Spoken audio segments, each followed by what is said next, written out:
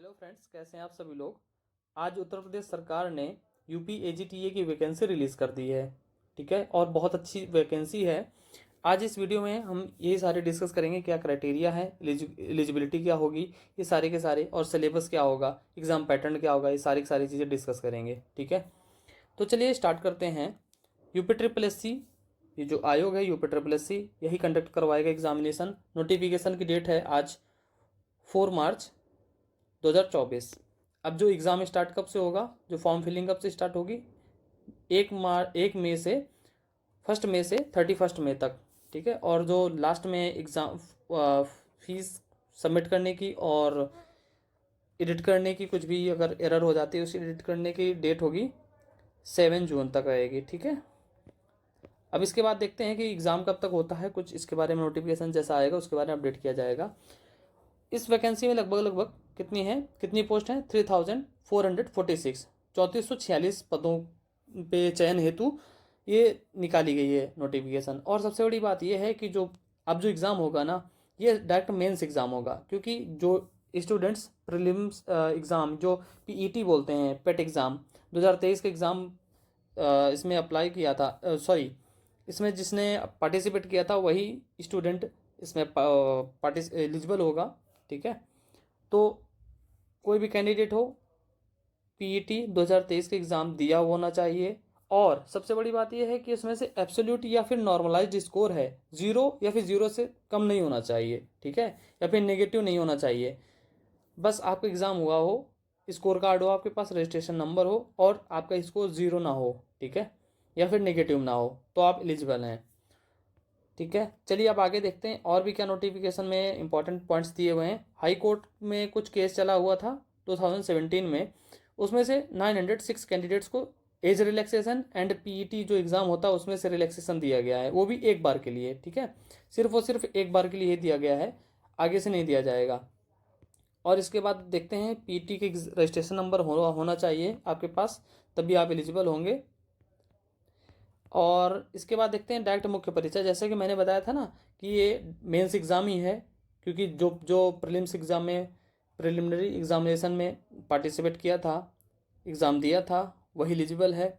ठीक है, आप इसका फॉर्म ऑनलाइन भर सकते हैं UPSSC.gov.in की वेबसाइट पे। ठीक है, इस आयोग की वेबसाइट है, इस पर आप फिल कर सकते हैं। देन आगे बात करते हैं इसमें से वैकेंसीज वगैरह। आवेदन शुल्क देखते हैं, फीस कितनी होगी। इसमें से फीस बहुत ही कम है, 25 रुपीज़ हर सेक्शन के लिए, चाहे वो SC हो, चाहे ST हो, चाहे जनरल हो, चाहे OBC हो। ठीक है, फिर देखते हैं हम लोग इसमें से आगे वैकेंसीज का कैसे कैसा डिवीज़न किया गया है। टोटल जो जनरल हैं 1813 हैं, 1813 वैकेंसी हैं जनरल में, 509 हैं SC के लिए, और 151 है ST के लिए। OBC के लिए 629 हैं, और EWS के लिए 344 हैं। टोटल कितने हैं, 3446 पद हैं। वो भी सारी की सारी, सबसे इंपॉर्टेंट बात यह है कि ये सारी की सारी परमानेंट है, कोई भी टेम्परेरी पोस्ट नहीं है। ग्रुप सी की हैं, ग्रेड पे इसका लगभग 2400 रुपये है। ठीक है, अब इसके बारे में देखते हैं। जो आरक्षण वगैरह होगा, रिजर्वेशन सिस्टम जैसा कि चलता आया है कन्वेंशनली, वैसे ही रहेगा।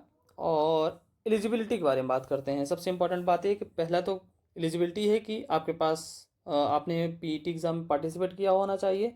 फिर दूसरी एलिजिबिलिटी क्या है, आपके पास एग्रीकल्चर हुआ होना चाहिए, BSc एग्रीकल्चर, BSc हॉर्टिकल्चर हुआ होना चाहिए, या फिर दूसरा BSc ऑनर्स हॉर्टिकल्चर में, BSc फॉरेस्ट्री हुआ हो, कोई भी इनमें से कुछ भी हुआ हो। बीटेक एग्रीकल्चर इंजीनियरिंग वाले हो सकते हैं, वो भी फिल कर सकते हैं। या फिर BSc 4 ईयर का जो होता है ना, BSc होम साइंस 4 ईयर का, वो होना चाहिए।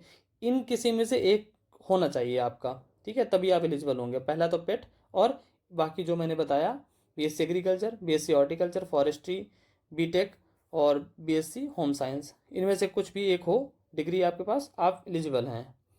फिर आगे बात करें एज में, तो मिनिमम 21 ईयर होने चाहिए, और मैक्सिमम 40 ईयर के बीच में होना चाहिए। ठीक है, 21 से 40 साल के बीच में हों आप, इसके ज़्यादा ना हो, इससे कम ना हो आप। ठीक है, चयन का आधार वही, जो भी अभ्यर्थी पेट एग्ज़ाम में पार्टिसिपेट किया हुआ है वही एलिजिबल होगा। ठीक है, बता चुके हैं कई बार। लिखित परीक्षा का आयोजन मीन्स जो मेंस एग्ज़ाम रहेगा इसका, वही सिंगल एग्ज़ाम है मेंस का। इसके बाद कोई एग्ज़ाम नहीं होगा, कोई इंटरव्यू नहीं होगा, कुछ नहीं है। सबसे बहुत अच्छी वैकेंसी निकाली है और बहुत सालों बाद आई है वैकेंसी, ठीक है। जो इम्पोर्टेंट नोट है, जो रिजर्वेशन प्रोसेस है, जो छूट मिलेगी वो यूपी के जो कैंडिडेट्स हैं, ठीक है, उन्हीं को मिलेगा। बाकी अदर स्टेट्स वालों को नहीं मिलेगा इसमें से कोई भी छूट, ठीक है। उनको जनरल में ही फाइट करना होगा। फिर आगे देखते हैं हम लोग इनमें से जो इंग्लिश में ही, चलिए फिलहाल देखते हैं जो सिलेबस है, एग्ज़ाम पैटर्न है, एग्ज़ाम का प्लान क्या होगा, ठीक है। पार्ट 1, पार्ट 2, पार्ट 3 मीन्स एक ही एग्ज़ाम है, ठीक है। टोटल कितने 100 क्वेश्चन है। सिंगल मार्क्स 1 क्वेश्चन 1 मार्क का, और नेगेटिव मार्किंग भी है, ठीक है। इसमें से सबसे बड़ी बात यह है कि 25% है या फिर 1/4 पे है नेगेटिव मार्किंग, ठीक है।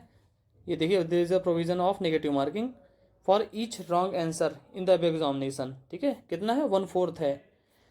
क्रॉप साइंस से 25 क्वेश्चन आएंगे। Biotechnology, plant breeding, crop physiology 10, ठीक है। सॉइल एंड वाटर कंजर्वेशन 15 आएंगे। एग्रीकल्चर एक्सटेंशन से 5 आएंगे। फिर एग्रीकल्चर इकोनॉमिक्स एंड स्कीम से रिलेटेड 5 आएंगे। Animal dairy and animal husbandry से 5 क्वेश्चन आएंगे। जनरल नॉलेज, कंप्यूटर नॉलेज से 15 क्वेश्चन आएंगे। और general information related to state of Uttar Pradesh 20 question. Total मिला के 100 क्वेश्चन आएंगे, ठीक है। और 100 मार्क्स का होंगे। टाइम कितना होगा, 2 घंटे होगा, ठीक है। और बाकी ये सिलेबस दिया हुआ है। अगर आप कहेंगे सिलेबस को डिस्कस करते हैं हम लोग और आगे कैसे कुछ क्या रहेगा, उसके बारे में हम सेपरेट वीडियो बना सकते हैं। तो आपको मैंने ओवरऑल प्लान बता दिया है एग्ज़ाम का, कि सारा का सारा ये देखिए सिलेबस है। फिलहाल तो क्रॉप साइंस में देखिए कि सब कुछ है, आपको पता ही है। जिसने पहले यूपीएजीटीए की वैकेंसी तैयारी करी है वो तो अच्छे जानता है। बाकी तो और भी चीज़ें अच्छे से जान सकते हैं आप सभी लोग। अगर आप बताएंगे आगे फर्दर सिलेबस के रिगार्डिंग तो मैं वीडियो बना दूंगा आपको, ठीक है। कंप्यूटर नॉलेज भी पूछा जाएगा, स्टेट से रिलेटेड, और जनरल नॉलेज वगैरह पूछी जाएगी, ठीक है। So thank you so much for watching this video. अगर आपको वीडियो अच्छी लगी हो तो प्लीज़ लाइक करें, और भी कुछ कोई डाउट हो, कुछ भी आपको इशू हो तो आप डायरेक्ट कमेंट कर दीजिएगा। So thank you so much for watching this video.